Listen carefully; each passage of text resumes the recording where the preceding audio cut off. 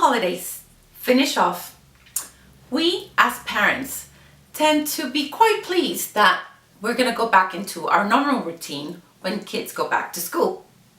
But hang on, there's also a little voice in the back of our head telling us there's so much to do before that happens. It doesn't have to be overwhelming or stressful.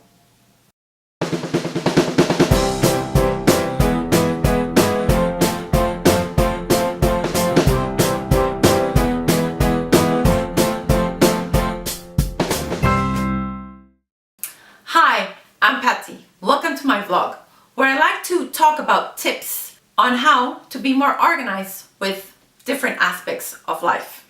Getting your kids ready to going back to school doesn't have to be stressful or overwhelming. You can beat the crowds if you plan it way in advance. You also want your children to show up on that first day of school feeling confident. I'm going to tell you the 7 items I like to tick off to ensure my kids and I as a parent are ready for that first day of school. Item 1, buying school uniforms, shoes, and PE kits or any specialized sports gear. This, about 4 weeks before, is good enough. Already planning for a growth spurt for your kids. Go through any uniforms that are in bad condition or if they're grown out of anything already that year. Item 2, stationery and the usual school kit. By stationery, it's the normal: pens, pencils, crayons, felt tip. Now, school kit, I'm referring to pencil bags, PE kits, school bags, lunch boxes. Assess if they need replacement or if they're in good condition to stand another year. I also would like to recommend kit that makes a big difference for kids to carry their work back and forth from school to home. So if a kid is in primary school, a normal clear file pocket is good to carry a couple of pages in there so that they don't get all messed up. But if a kid is in secondary school where their work is a bit heavier and they have more work to carry from one place to the other, having an accordion file helps separating all the individual papers by subject. Item 3, a diary, a planner, and a wall calendar.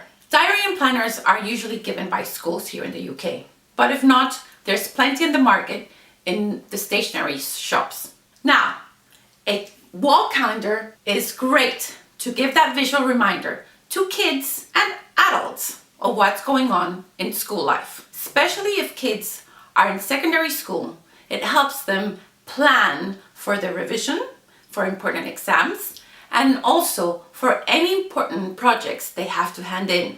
It's great for them to see how much time they have to achieve that important milestone. As a parent, I recommend you put these dates in your own calendar so you don't miss out any parent-teacher meetings, assemblies, and activities or plays they have at school. Item 4 on my list, a timer.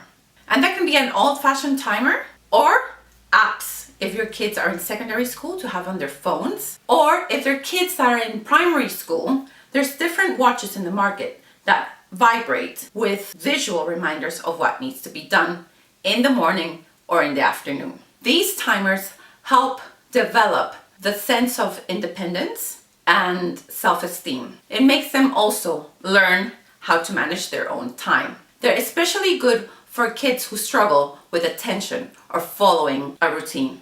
If your child is in secondary school, these timers will also help them break down their time when they're studying and giving themselves breaks. If they set their timers for specific times of about half an hour to an hour of studying with no distractions and then giving themselves breaks, that makes the whole process of revision a bit more manageable. Number 5, haircuts.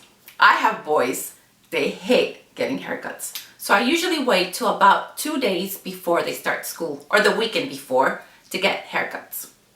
Item 6, how are the kids getting to school? Has it already been planned? Have you confirmed a school bus?